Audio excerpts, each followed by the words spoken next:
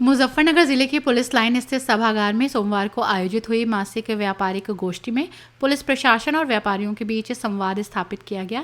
SP crime में इंदु सिद्धार्थ और मुख्य अग्निशमन अधिकारी अनुराग कुमार ने बैठक की अध्यक्षता करते हुए व्यापारियों को साइबर फ्रॉड से सतर्क रहने के लिए जागरूक किया। उनकी समस्याएं ध्यानपूर्वक सुनी। गोष्ठी के दौरान साइबर क्राइम पर विशेष वर्कशॉप का आयोजन किया गया। इसमें बताया गया कि कैसे व्यापारी साइबर धोखाधड़ी का शिकार होने से बच सकते हैं और इस समय रहते साइबर सेल को सूचना देकर कार्रवाई करवा सकते हैं। एसपी क्राइम ने कहा कि व्यापारी वर्ग cyber helpline number, help desk, साथ ही पोर्टल, संचार साथी ऐप और चक्षु पोर्टल जैसे डिजिटल माध्यमों का उपयोग करके संदिग्ध नंबरों की रिपोर्टिंग कर सकते हैं, जिन्हें तुरंत बंद कराया जा सकता है।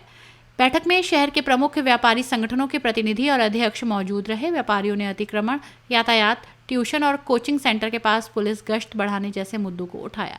अधिकारियों ने जानकारी दी कि पूर्व में उठाई गई कई समस्याओं का समाधान कर लिया गया है और बाकी समस्याओं का जल्द समाधान सुनिश्चित कराया जाएगा। एसपी क्राइम ने यह भी कहा कि शासन की मंशा है कि व्यापारी और पुलिस के बीच बेहतर सामंजस्य स्थापित किया जा सके ताकि कानून व्यवस्था बनी रहे, व्यापार सुचारू रूप से चलता रहे। उन्होंने बताया कि एक्सीडेंट प्रोन एरिया को चिन्हित कर वहां ट्रैफिक व्यवस्था को सुदृढ़ किया जाएगा। गोष्ठी के अंत में व्यापारियों ने बैठक को उपयोगी और सकारात्मक बताया। पुलिस प्रशासन को सहयोग का भरोसा दिलाया।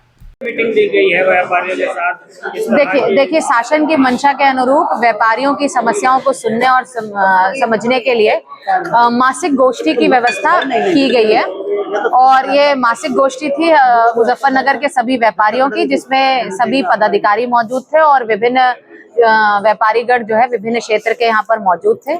इस कार्रवाई में व्यापारियों की समस्याओं को सुना गया। जो पूर्व की समस्याएं थी उसमें ज्यादातरों का जो निराकरण हो गया है उसका अपडेट दिया गया, जो निराकरण नहीं हो पाया उसका कराया जाएगा। इसके अतिरिक्त क्योंकि व्यापारी भी जो है एक वल्नरेबल सेक्शन है साइबर क्राइम को लेकर, तो शासन की मंशा के अनुरूप हमने साइबर क्राइम का वर्कशॉप भी यहाँ व्यापारियों के साथ किया है और उन लोगों के साथ समय समय पर जो है एक अच्छा सामंजस्य बनाकर साइबर क्राइम को कैसे रोकना है इस पर भी जो है कार्रवाई की जाएगी और अगर उनके साथ कोई अपराध हो जाता है तो उस पर क्या कार्रवाई करनी है उसको भी देखा जाएगा। हेल्पलाइन की मांग की है व्यापारी ने साइबर क्राइम को रोकने के लिए।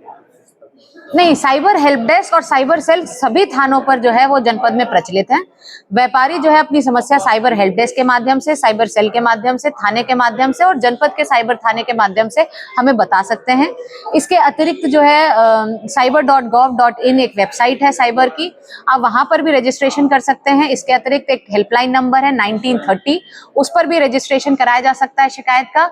और यदि जो है इसके अतिरिक्त भी जो है संचार साथी करके एक ऐप है, उसमें एक चक्षु करके एक व्यवस्था दी गई है।